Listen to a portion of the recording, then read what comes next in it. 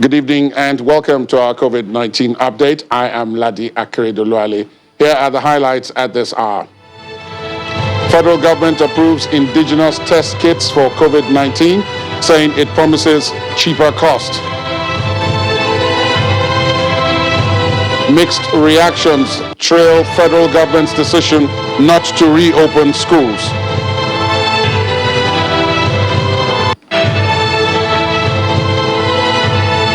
And United Kingdom announces that gyms and hair salons, amongst others, will open this weekend, just as worldwide confirmed cases of COVID-19 surpasses 12.1 million.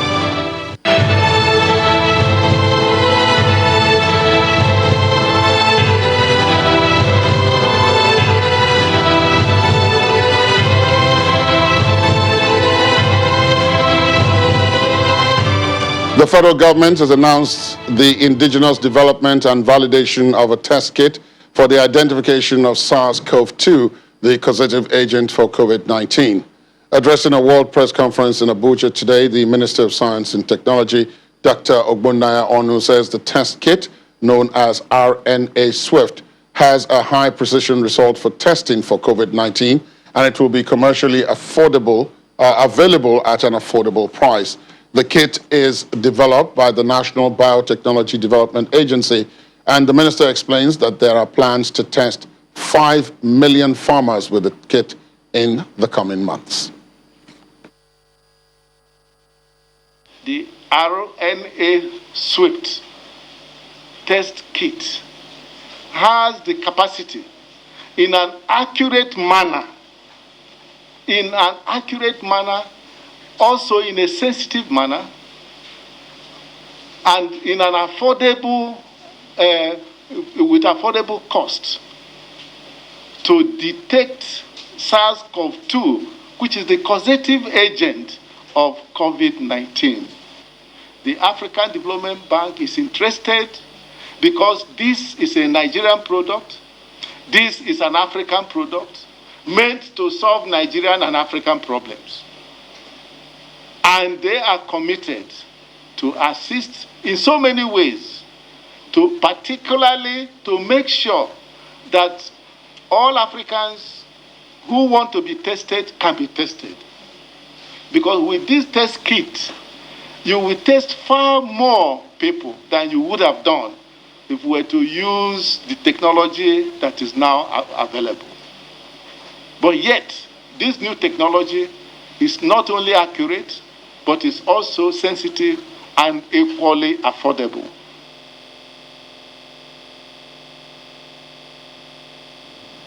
Reactions have continued to trail the federal government's reversed decision on the resumption of schools in the wake of the COVID-19 pandemic.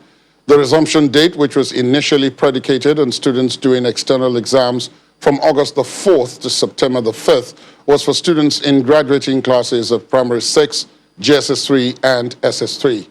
Our next report takes a look at how the students are dealing with the present situation and how the exams could possibly be written without going to school. We are tired of staying at home. We want to go back to school. That's the chorus on the lips of most students in Lagos State who've been on compulsory holiday for a reason known to all, the COVID-19 pandemic. Just last week, hope was renewed for students with the announcement by the Presidential Task Force team on school resumption for selected students. But the story is no longer the same. Schools under the supervision of the Federal Ministry of Education will not reopen on August 4th or anytime soon.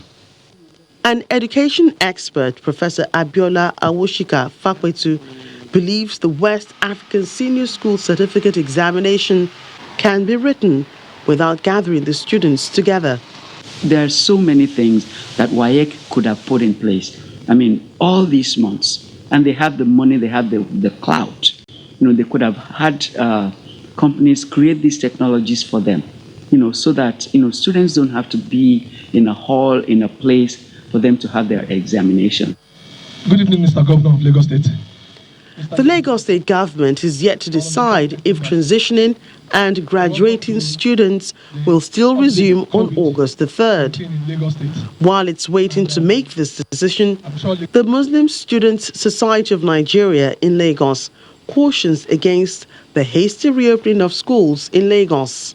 President of MSSN, Saeed Ashafa, cautions that schools should only be reopened when adequate preparations have been made for the safety of students. On July 7, 2020, the Lagos State Ministry of Education scheduled a briefing on school resumption, but it was cancelled without reason. However, the break is becoming unbearable for some of the students. When they said we are resuming August 3, I was so excited about it that all what I've gained during the lockdown, during when we are at home, I'll be able to pour it out during my examination. And what my teacher will teach me for like 2 weeks will resume. I will be able to pour it down during the examination. But now we hear that federal government said they are not opening the school. They should please consider the graduating students that we should resume. A state like Oyo, also in southwest Nigeria, has already opened its schools for studies for graduating students. But what's the fate of the students and their teachers, even as the COVID-19 cases continue to rise? They want to get back to school as soon as possible, but it appears the federal and state governments are more focused on combating the coronavirus pandemic, and keeping the children safe is a major consideration.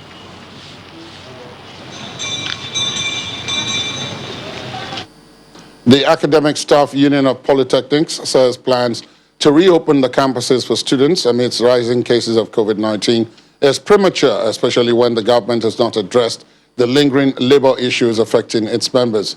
Speaking at a news conference in Abuja, the president of ASU, Mr. Anderson Ezebe, insists that the situation of infrastructure in the campuses will not allow for safe reopening of academic activities in the face of rising cases of COVID-19.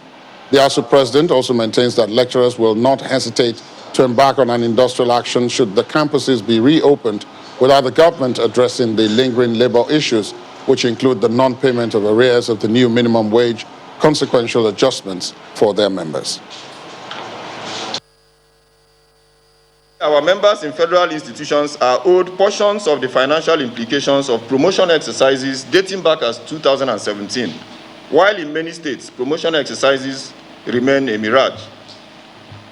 Arrears of Counties 15 migration for the lower cadre remain unpaid to deserving members, while government has blatantly refused to reconvene the renegotiation of the 2010 FGN ASUP agreement due for renegotiation since 2015. These pre-pandemic situations have not changed. In addition to these issues, which have direct impact on the smooth operations of our sector, the following national issues are also of major concern to our union. The first is about the plans for reopening of schools by federal and state governments, and on this our union is convinced that any attempt at reopening schools at any level within this period is premature. It is common knowledge that our schools are not prepared to cope with the challenges of the COVID-19 pandemic, and as such, any effort in the direction of reopening the schools now will only endanger the lives of both students and staff. This, of course, lays bare the poor infrastructure and funding status of our schools over the years.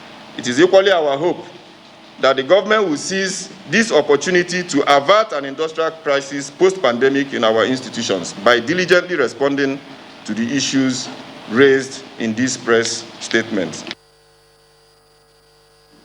Meanwhile, parents and other stakeholders in Yobe State are asking the federal government to revisit its decision on suspending the reopening of schools across the country.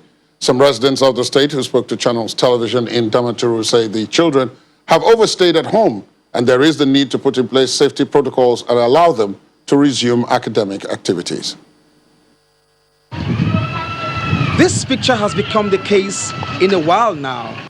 Empty classrooms, unclean environments, no students, nor teachers. But July the 1st, 2020, the Yobe State Deputy Governor and Chairman COVID-19 Committee on Prevention and Control directed the reopening of academic activity in the state for Primary 6, GSS 3 and SS 3 students in compliance with the federal government's directives. Initially, it was a cheering news as many were preparing for the reopening. Suddenly, the federal government reverses its earlier decision, including the postponement of WAEC examinations due to the daily increased number of coronavirus in the country. That decision has already generated mixed reactions by parents and teachers in Yobe State. We are appealing to federal government to still review the reopening of the school so that at least they will create that conducive atmosphere, and all the social distancing and all the measures put in place by government will be adhered strictly. And any school that refuses to adhere strictly to those guidelines should be shut down. We feel it is necessary to open the schools if we consider how those in the private school sector are suffering. So, but if there is any reasons, because the reasons are not yet outlined, if the reasons have been outlined, we could have digest probably and also assist in deciding a solution towards that. An official who spoke to Channels TV off camera believed the decision of the federal government is for the well-being of the students and teachers. While schools remain shut, parents and government have been advised to provide substitute for children while at home, or else the long period of lockdown on schools will have negative effect on the academic performance. Same with their colleagues in Yobe State. Those in Borno State have been expressing their unhappiness with the federal government's reversal of the reopening of schools for final year students. A cross-section of students and school administrators have been talking to Channels Television, and as far as they are concerned, keeping school children at home is not the solution to prevent the spread of COVID-19. Empty classes, laboratories, and open spaces. Administrators believe there is sufficient space for children to observe physical distancing while learning. We are teaching them civic education, science and technology, and whatsoever. So all these things are one of the preventive measures. When we follow it, definitely all these things will vanish in our community. Graduating students had only 3 days of learning before the government rescinded its decision to reopen schools, leaving them in despair. They have opinions about how the government is handling the pandemic, and they want schools to reopen for learning. All that we have learned in the school has gone, it has vanished now, and for us to read again, to pass our WAEC, to write everything again, we must read. So it's not a solution. I have to call the government about they should leave us to continue our studies, and the rest of the students that are at home, they should wait for the seconds. The government will come and call them all back. Food vendors whose livelihoods have been affected by the school's closure had also shown up, hoping to make quick sales. Their hopes have also been dashed with the new turn-in directive. On the streets of Maiduguri, students loitered with faces downcast, uninspired by thoughts of returning to the endless stay-at-home order. Back in the south, particularly the southwest, the government of Oyo State has been reacting to the suspension of the reopening of schools. Our correspondent, who spoke with some of the other stakeholders, reports that they had diverse views on the action. We learned that the country might not be sitting for the 2020 WAEC, and pupils in Oyo State are already preparing for that. So we seek guidance to feel the pulse of the state government in this direction. WAEC is not a national exam, but it's a regional exam involving 5 countries. So we'll prefer to wait for WAEC to react to the position of the federal government. I'm sure that there will be discussions and the position will be taken, but we still consider it wise that our students continue to learn as it is now, under strict observance of COVID-19 protocol, the way you have observed since Monday. So, because examination is part of educational development. Most of the schools that we have visited today comply with the government directive on COVID-19. There are provision of hand washing material, hand sanitizer, and some even have thermometers to measure the temperature of any visitor to the school. So overall, we say that the guideline was effectively complied with.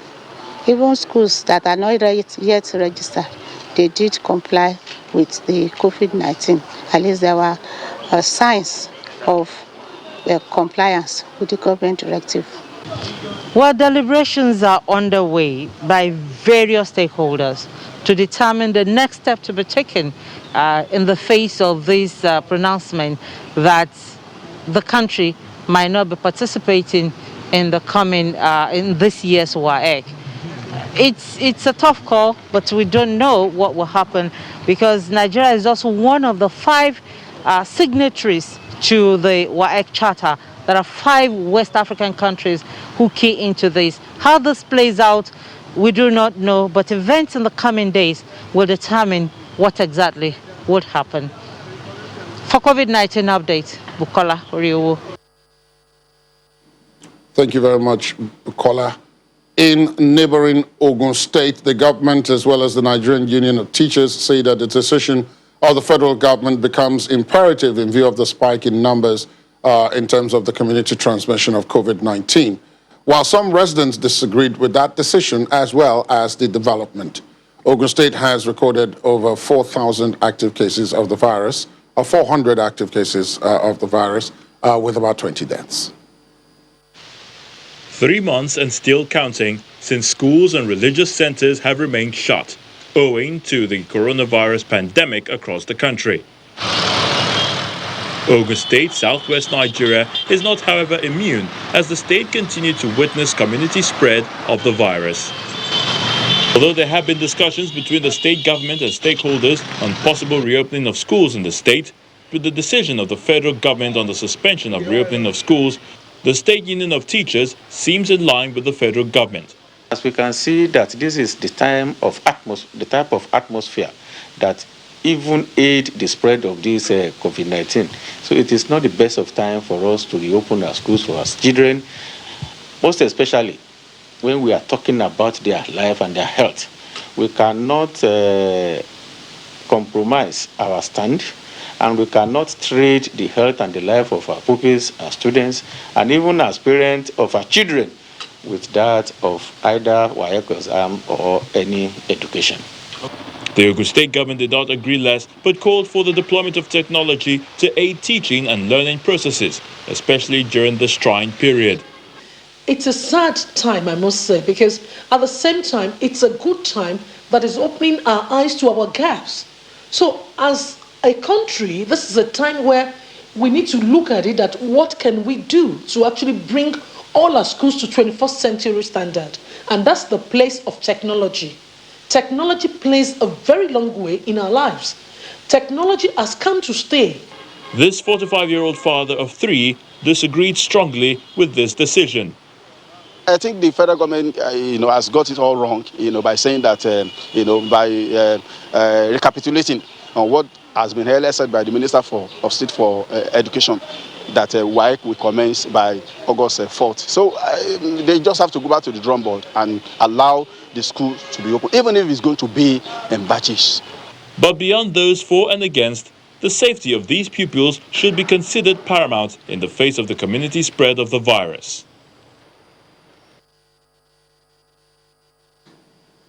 Okay, so 24 hours ago, only 4 states had no new cases of coronavirus.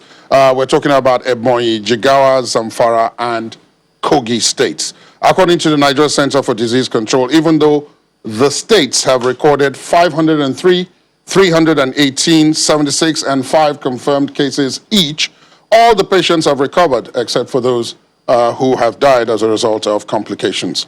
It's been 3 days since Ebonyi had its last recorded case. For Jigawa, it's been 8 days, and then for Kogi, 5, and Zamfara, 51 days.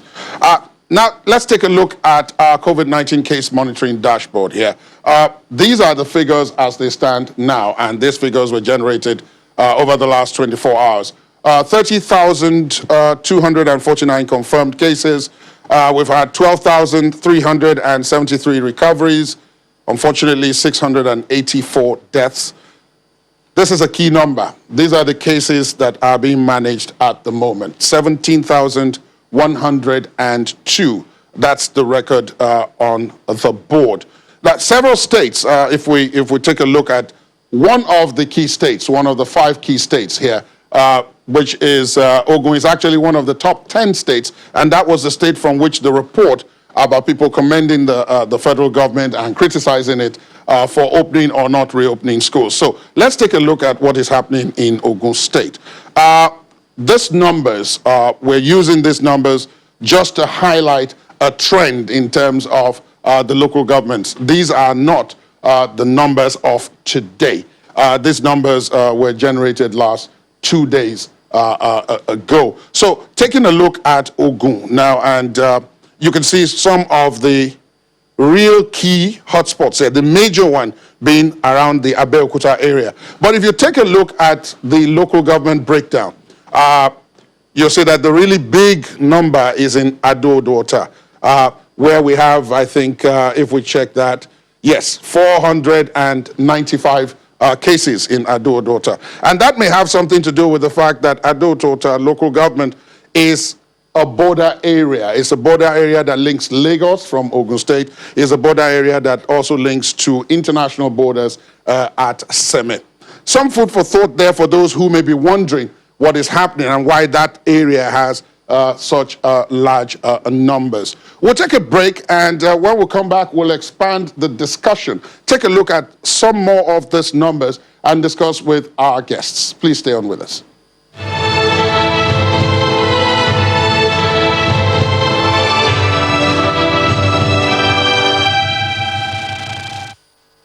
Thanks for staying tuned. Welcome back to our COVID-19 update.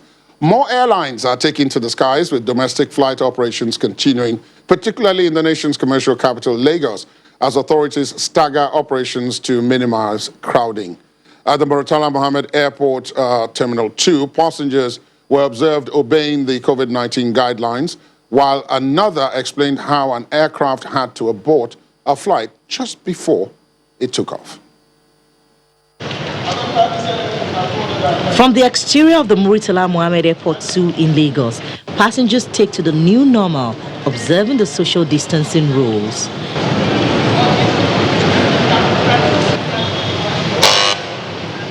Next, temperature checks and hand sanitizing before entry.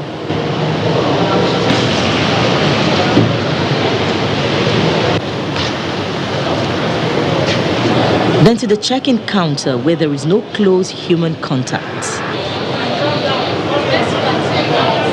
Final boarding also requires another temperature check by airline officials.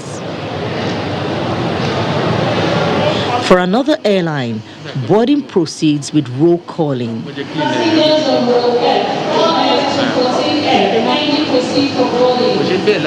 Away from the boarding process, these 2 passengers seated have just had a bad experience with one of the airlines. We are inside the aircraft, so they are about to take off. So they say the aircraft that have issues. So that is why we back. So they say after it's about they say the another airline is coming from Kano. So we are here waiting. Maybe they say 2 hours or 3 hours time. So that's why we are here. Within the terminal also, little businesses are obviously taking advantage of the resumption, and authorities say they're glad to be back in business. Definitely it will affect the economy, and then the growth will begin to come up. And if we don't do it, there are many people that have been tied down in a particular place for over 3 months. And since the roads are also closed, they've been in a place whereby they are not expected to be. So this is an opportunity for them to begin to move, and it also bring about a turnaround in the economy of Nigeria. So we're excited.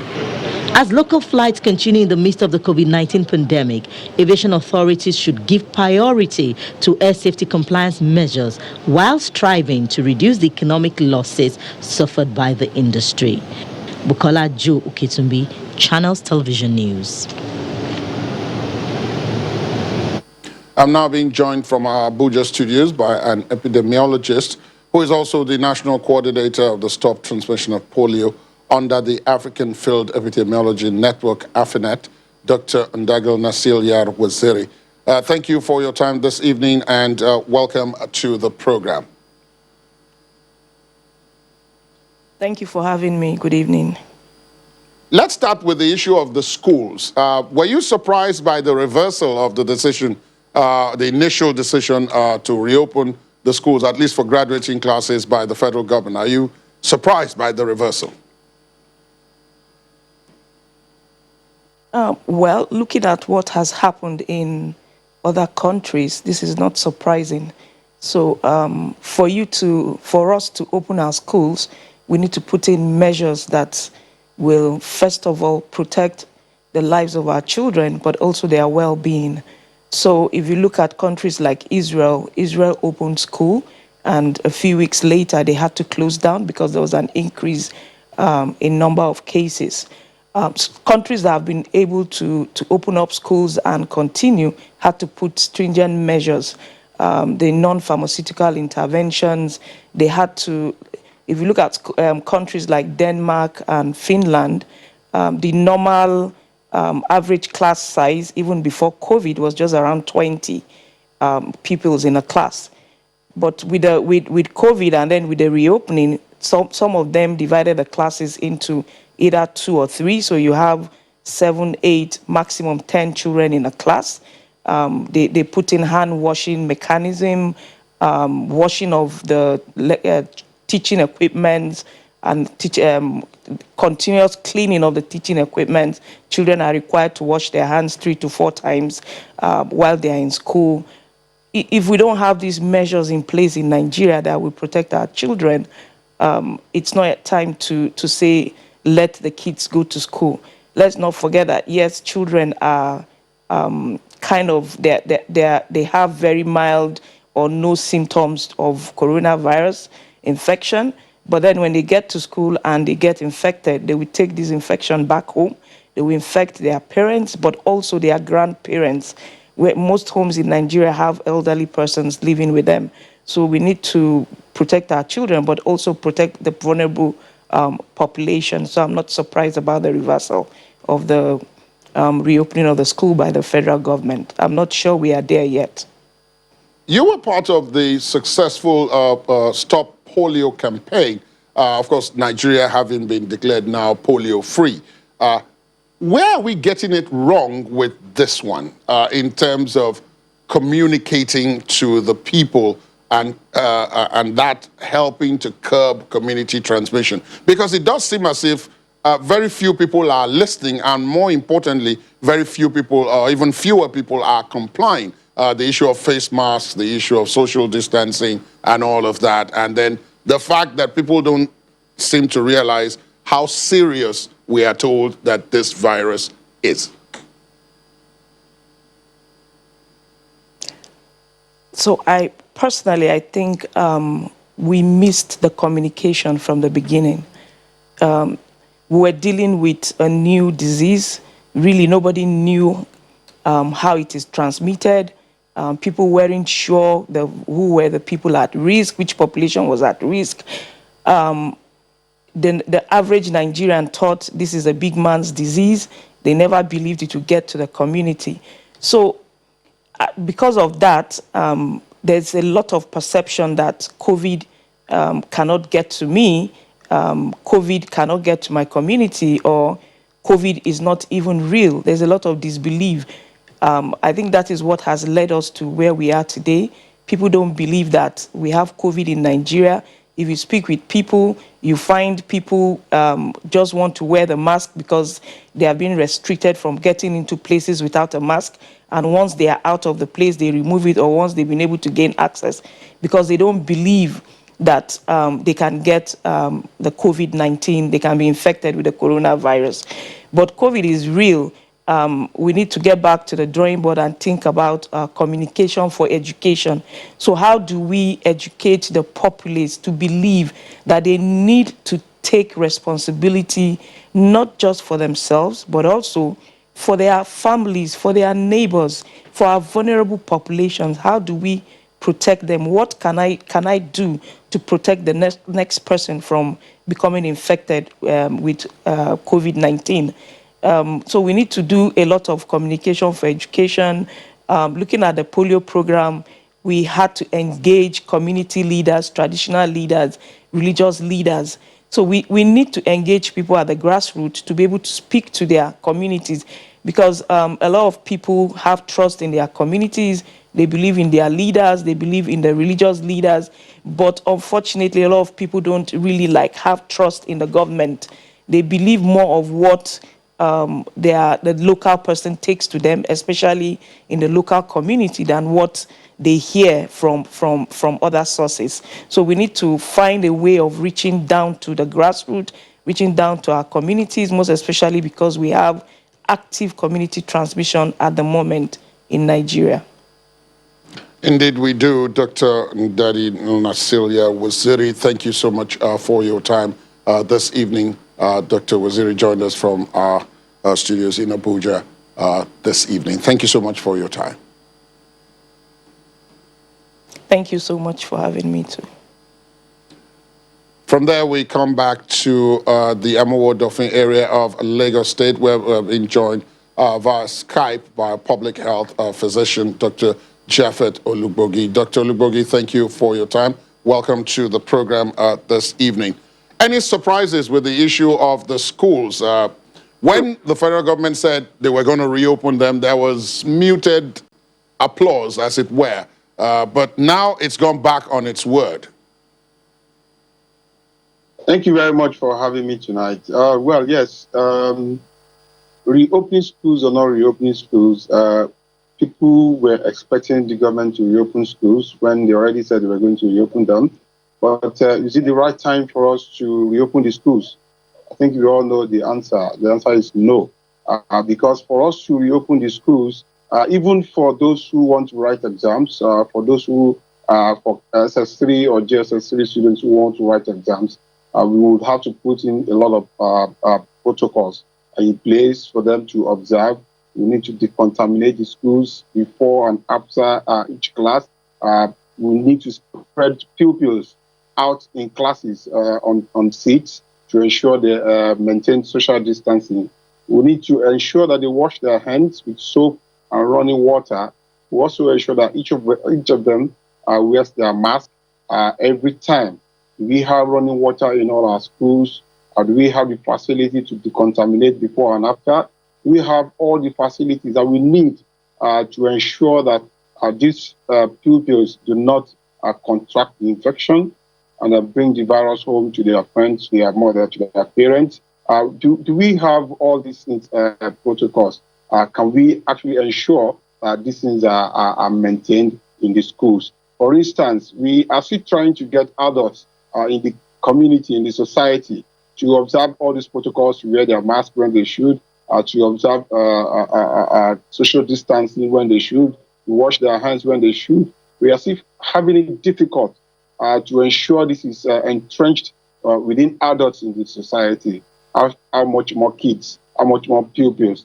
So safety first, they say. So if we are talking in terms of public health perspective, I think we should rather delay opening of the schools until the time when we are sure that it is safe to do so. In the last couple of days, of course, you do know that domestic flights have resumed. They've started operating, even though it's still early days yet, and there are some fairly stringent safety protocols. Those will be tested when the numbers go up. But religious leaders, some of the religious leaders have continuously called for the lifting of the ban on religious gatherings. In fact, in some states, the ban has already been lifted, although the federal government continues to insist that it strongly advises against this. Can you give a medical perspective to this once again? Thank you very much. The federal government is making the right decisions right now concerning not reopening schools and not opening religious centers. We have debated this issue over and over again. And I don't think, personally, I don't think we really need to rush back to the churches and the mosques right now, because we know if you are in the church, you have to pray, you have to sing. How are you going to do that when you are expected to wear your face mask? And when you're not wearing your face mask, you're going to be bringing out a lot of droplets People are going to be mingling. People are going to be sitting close together. Even if the church or the churches or the mosque can, institute some sort of protocol that will prevent people from sitting close together, they will still have to sing. They will still have to pray. The same thing applies to the mosque. They will have to, observe the ablution and all that. All these are recipes for transmission of the virus.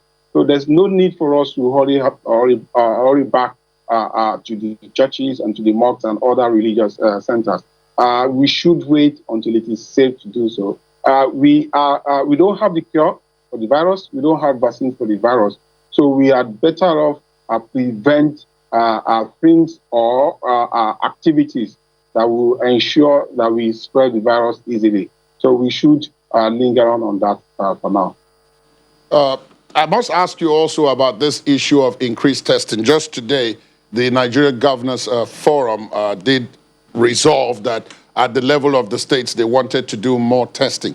But it does appear as if the problem now is no longer with capacity for tests. There are 40 laboratories or so right across the country that are ready for testing. Some of those labs are empty. They're idle. They're not being able to test because people are not showing up for testing. What again is happening, and how can this be done even if the governors were being sincere in their resolution? No, I beg to disagree with you. People are still yearning to test. People are still calling to test. Some of us have phones, our phone numbers out there, and people are ought to call us when they want to test. So we still receive a lot of calls from people who want to test. I think what is happening is that some of these laboratories probably don't have enough personnel, or they probably don't have the reagent, the extraction kits, and the VTMs that are supposed to be used for the testing. People still want to test. And if the governors are now calling for more testing, I think this is a little too late, but it's a welcome development. We still need to do far more than we have tested. We have tested a little over 171,000, carried out a little over 171,000 tests, and we have over 30,000 cases. So that tells you that at least 1 out of 6 people that is being tested has the virus. So what happens if we are able to test about 1 million or 2 million, if you're able to carry out about 1 million, 2 million tests, that means we are going to be having nothing less than 400 cases, or 400,000 cases, or 500,000 cases. So we should test more. And if we have the capacity to test more, we should go on and do that. If we don't have the capacity, then we ensure we develop the capacity to be able to test more, so that people who have the disease or the virus can be, isolated, and they seek treatment and be treated on time. And those who don't have it can isolate themselves at home or wherever they can isolate themselves, so that they don't spread it to other people who may not come off positively from getting the virus. Dr. Japheth Olugbogi, thank you so much for your time this evening. Dr. Olugbogi, of course, joined us from the Amowo-Odofi area of Lagos. Thank you so much. Thank you for having me. Going outside our shores, as entertainers across the United Arab Emirates continue to hold their breaths in the hope that government will soon give a go-ahead to resume live performances, they've realized the need to organize themselves to face the challenges like those recently caused by COVID-19. Our correspondent, Mayowa Adegoke, has that detail.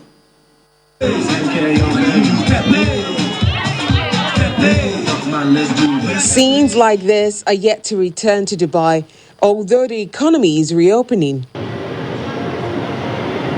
Dan Bolton has lived in Dubai, the United Arab Emirates, for 14 years. He has become an expert in the entertainment industry here. His agency recently conducted a survey which found that 85% of entertainers lost all scheduled events due to coronavirus-forced lockdowns. The most shocking factor is that over 90-odd%, I think it's like 97% of people had a negative impact on their employment. And we knew that anyway from the people we were talking to. Although government provided stimulus packages, a lack of proper structure put many at a disadvantage. With that data, we could then start looking at solutions and trying to find opportunities from the negative impact of COVID to try and see what we can do for the future to get that work back, how we can operate safely, and really how we can support the artists and the freelancers, which are fundamentally one of the most impacted people within our industry, with no financial support, no job opportunities.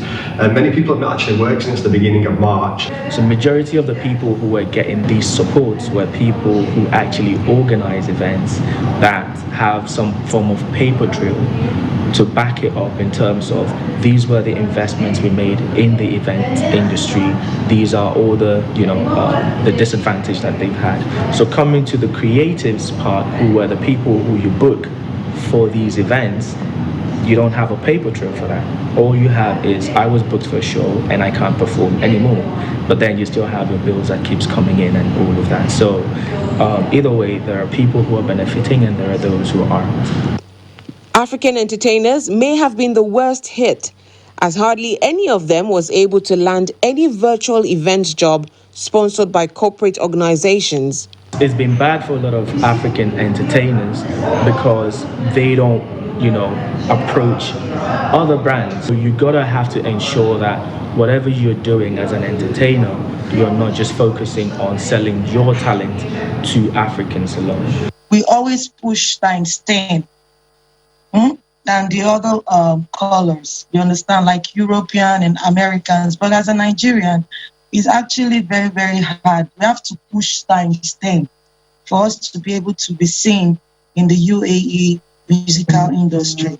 Tourism has returned to Dubai, but entertainment events are still on hold. Entertainers say there is an urgent need for all stakeholders to unite and create an umbrella body that protects their interests. From Dubai in the United Arab Emirates, Mayowa Adegoke for Channels Television News. Well, Mayowa joins me via Skype now from Dubai in the United Arab Emirates. Mayowa, good evening. Let's talk quickly about the government's plan to conduct 2 million tests in the next 2 months. What can you tell us about that? Yes, Ladi, they have announced a plan to conduct over 2 million tests in the next 2 months. And that's because the last weekend we did see a spike in numbers. Remember, I reported earlier that we had seen the number of recoveries increase on a daily basis compared to new cases. But a few days with the weekend, last weekend, we saw that the number of new cases increased, and the government attributes this to people who are negligent and are not really following the precautions as expected. So they have launched this sort of ambitious plan, and they've announced a wide range of people who will be tested. So people in service industries, government workers, drivers of public transportation vehicles will be tested, taxi drivers will be tested, workers in hotels, malls, shopping centers will be tested, as well as government officials. It's also interesting to know that while they're announcing this plan, that the field center, which they set up at the World Trade Center, finally released the last patient that tested negative. So they're shutting down that, and he had about 3,000 capacity beds over there. In the course, since they opened it in April till now, they've treated about over 1,000 patients, and I think it's good news that they're shutting that down now. But in the past 2 days, we've seen that recoveries have now jumped back up, so that's good. Could this have anything to do with the opening up of the country to tourism, even though most of it, as you reported earlier, it's local? Well, so we did see the spike before the opening. So I wouldn't say that it was because of the, opening up tourism and letting tourists come into the country. They're also taking a lot of precautions. For instance, remember I did say that if you're coming into Dubai at this time, you're expected to come with a COVID-19 negative certificate, or you take a test at the airport. But then again, you'll be in your best interest to come positive, because you would have to have insurance, for instance, if you're coming in, or you would sign that you would cover the cost for your treatment if you do test positive. So, but I wouldn't attribute the spike we recorded a couple of days ago to the reopening in tourism. All right, thank you very much, Maiwa Adegoke, reporting there from Dubai in the United Arab Emirates. China has executed a 23-year-old man for killing 2 government workers at a checkpoint set up for COVID-19 in February this year. The man, identified as Ma Jinggo, stabbed the pair to death at a village in Yunnan province after he tried to remove a roadblock set up by local authorities. The Supreme People's Court of China said in a statement that the man had recently finished a 5-year prison sentence for assault. It is the first confirmed death penalty in China related to the country's efforts to contain the COVID-19 pandemic. In the United Kingdom, the government has announced that leisure facilities and beauty services will be allowed to reopen in England in the coming weeks, starting this weekend. Pools, gyms, nail bars, and tattooists will be able to open their doors again, and team sports, starting with cricket, will be allowed to resume. Also, outdoor performances will be able to resume with limited audiences. This comes as over 12.1 million people have contracted COVID-19 worldwide, with a death toll now at 551,000. Here's the global update. Many states in the U.S., particularly in the South, are seeing a surge in cases of coronavirus. The United States unemployment rate has been severely affected by the pandemic. The U.S. Labor Department has reported that Americans filed 1.3 million new unemployment claims last week, down from 1.4 million claims filed the week earlier. By the end of June, the jobless rate fell to 11.1% from a peak of 14.7% in April. 2 of the biggest names on the British high street said they would cut more than 5,000 jobs today after conceding that customers were unlikely to return to their old ways after the COVID-19 crisis upended retail. Complicated. You've got to do you're right. You've got to. And in Wales, all state schools will reopen to all pupils in September for the first time since the coronavirus lockdown started in late March. Education Minister Kirsty Williams says children will not have to socially distance with those in their class or contact group of about 30 pupils. Iran's health minister says another 221 people with COVID-19 have died, the country's highest single-day figure since its outbreak began in February. The official death toll has now reached 12,305. The total number of confirmed cases, meanwhile, rose by 2,079 today to 250,458. Serbia's Prime Minister Ana Brnabic has confirmed that the government will not impose a weekend curfew in Belgrade following 2 nights of protest in the capital. The Prime Minister said there would be new restrictions, including a ban on gatherings of more than 10, but not the weekend curfew proposed by President Alexander Vučić.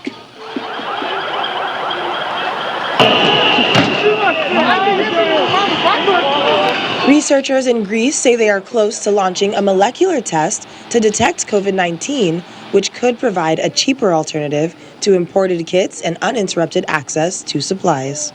The researchers said their test had a more than 90% accuracy rate. Greece currently uses diagnostic kits imported from a variety of suppliers abroad.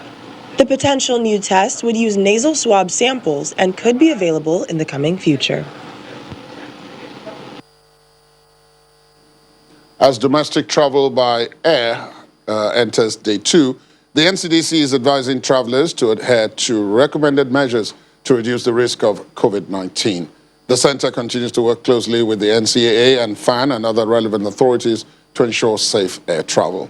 Find the latest national strategy on flattening the curve as the website comes alive with all the information and statistics, with regular updates on COVID-19 regulations and several guidelines as to how to efficiently self-isolate and what it means by social distancing.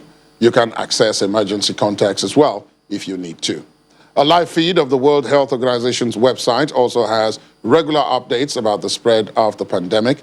The WHO Global COVID-19 Strategy guides the public health response at national and sub-national levels, including practical guidance for strategic action tailored to the local context.